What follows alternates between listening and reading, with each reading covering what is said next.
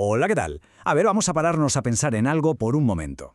Imaginemos que el sonido, que es una de las principales formas que tenemos de aprender, de repente se convierte en un desafío. Pues bien, hoy nos vamos a meter de lleno en el viaje diagnóstico del alumnado con discapacidad auditiva, un proceso que es de verdad esencial para poder construir un aula en la que nadie, absolutamente nadie, se quede atrás. Y esta es la pregunta del millón, ¿no? La que lo mueve todo. Porque no se trata solo de que los alumnos estén en el aula, sino de construir desde los cimientos una educación que sea inclusiva de verdad. Así que vamos a ver cómo se consigue esto, paso a paso. Para empezar, es fundamental que entendamos bien de qué estamos hablando. La discapacidad auditiva no es simplemente no oír bien, es mucho más. Es una alteración que afecta directamente al acceso a la herramienta más importante para aprender, el lenguaje oral. Y este, claro, es el punto de partida de todo. Y bueno, ¿dónde está la línea? ¿Cuándo se considera oficialmente que hay una pérdida auditiva? Pues la Organización Mundial de la Salud pone un umbral muy claro, 20 decibelios. Si sonidos tan bajitos como el susurro de las hojas ya no se perciben, entonces estamos hablando de una pérdida de audición. Es un dato muy concreto, pero que define el inicio de todo este viaje. Para entender bien todo este recorrido, lo hemos organizado en 6 etapas clave.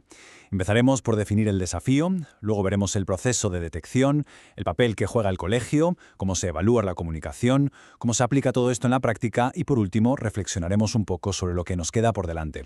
Venga, pues empezamos por el principio. La primera pieza de este puzzle, entender el desafío. Porque es que no todas las pérdidas auditivas son iguales, y saber distinguirlas es el primer paso para poder ofrecer la ayuda que de verdad se necesita.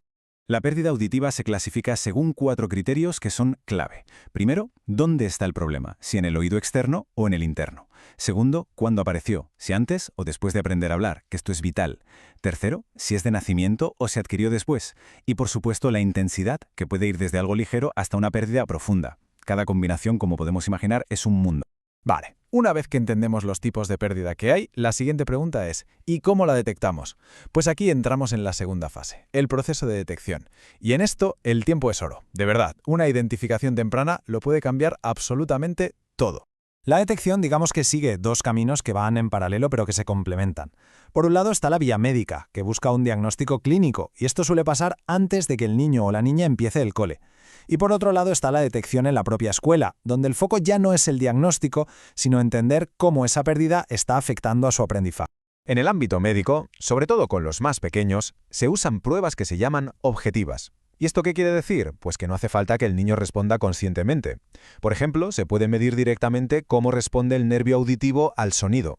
Son herramientas súper precisas que dan un diagnóstico muy claro. Y luego están las pruebas subjetivas, que son más como un juego que se adapta a la edad. Con los bebés, por ejemplo, se observa si se sobresaltan con un sonido. A medida que crecen, se usan juegos para que nos indiquen si han oído algo. Y ya a partir de los 4 años, se pueden hacer pruebas más parecidas a las de los adultos. Bien, ¿y qué pasa cuando la detección ya está confirmada y el alumno llega al colegio?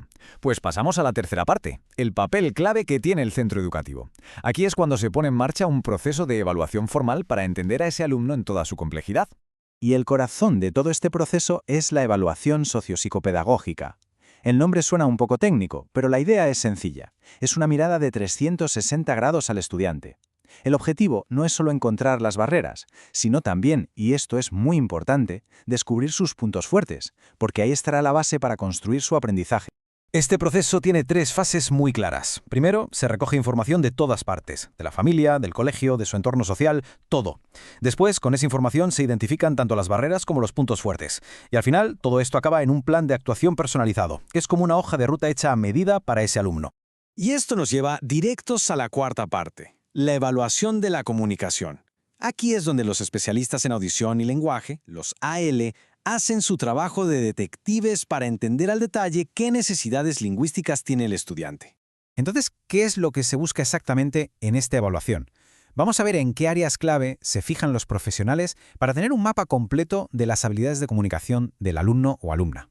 Pues mira, antes de evaluar el lenguaje como tal, hay que mirar los cimientos. Se analizan habilidades básicas como la atención, la percepción, la memoria o la capacidad para imitar, porque si estos pilares no están bien puestos, es muy difícil construir encima una buena comunicación.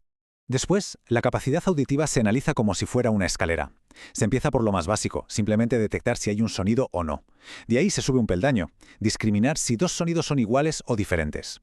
Luego, identificarlos, y así hasta llegar al escalón más alto, comprender una conversación entera. Y, por supuesto, se analiza el lenguaje pieza por pieza. Se mira la fonología, o sea, cómo articula los sonidos, el léxico, la cantidad y calidad de su vocabulario, la morfosintaxis, que es cómo construye las frases, y algo que es fundamental, la pragmática, si sabe usar el lenguaje de forma adecuada en cada situación social. Con todo este análisis hecho, llegamos a la quinta parte, que es crucial, de la teoría a la práctica. ¿Cómo transformamos toda esta información en acciones reales, en cosas que ayuden al estudiante en su día a día en el aula? Esta evaluación casi siempre revela un montón de necesidades que van más allá de lo puramente auditivo. Claro que se necesita un sistema de comunicación que funcione, sea oral o signado, pero también es vital trabajar la estimulación de la audición que queda, el lenguaje escrito y, algo que a veces se olvida, el apoyo emocional para que su autoestima esté fuerte y sepa gestionar la frustración. Una forma genial de llevar esto a la práctica es con actividades como Crea tu cuento. Se usan muchísimos apoyos visuales como pictogramas o dibujos y así se guía a los estudiantes para que puedan construir y luego compartir sus propias historias. Es una manera fantástica de trabajar el lenguaje, la narrativa y la creatividad de una forma súper inclusiva. Y así llegamos a la última etapa, el camino a seguir. Porque aunque todo este proceso está muy bien definido sobre el papel, la realidad de la inclusión educativa, seamos sinceros, todavía tiene unos cuantos desafíos importantes. Y quizá el mayor de todos esos obstáculos se resume en esta idea, que está sacada de la propia investigación. La falta de recursos, tanto materiales como de personal formado, sigue siendo la gran barrera que impide que ese ideal de educación inclusiva sea una realidad en todas las aulas. Así que cerramos con esta reflexión final. Si el objetivo lo tenemos claro y conocemos el camino, ¿cómo nos aseguramos de que cada estudiante reciba el apoyo que de verdad necesita? ¿Requiere inversión? Sí, pero sobre todo requiere un compromiso real y continuo. La pregunta que queda en el aire es, ¿cuál es el siguiente paso que tenemos que dar como sociedad? Muchas gracias por acompañarnos.